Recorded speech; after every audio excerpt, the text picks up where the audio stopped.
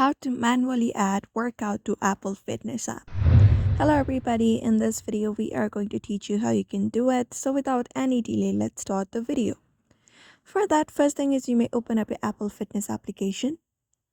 And once you open it up, you should be finding summary of every activity that you've done using your device. So if you're trying to add more fitness activity in this application, unfortunately we cannot do it. Instead, you need to use the Apple Health application.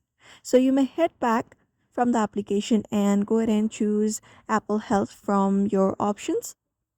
And then once you open up Apple Health, here also you will be finding summary. So from the given interface, you can go ahead and look out for the option called browse in the bottom right corner. Just go ahead and tap on it.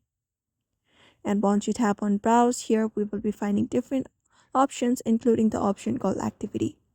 So just go ahead and tap on activity. And once that is done, here it will show you the details about your workouts. So in order to add workouts, you may click on workouts. And once you click on workouts, it will show you your daily activity. So in order to add new data, you can click on add data at the top right corner of your screen. And once you click on add data, it will give you option to add new activity.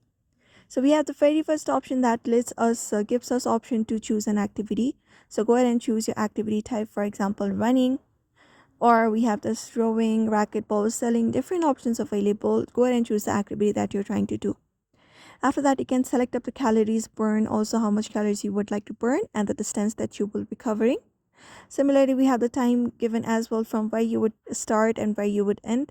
So just go ahead and type in the details here. After that, tap on add at the top right corner. And once that is done, your new activity will be added to your workouts. So that's it for now. You may follow up this method in order to do it. I hope this video was helpful. Give it a thumbs up and subscribe for more tips and tutorials, and we will see you on the next video.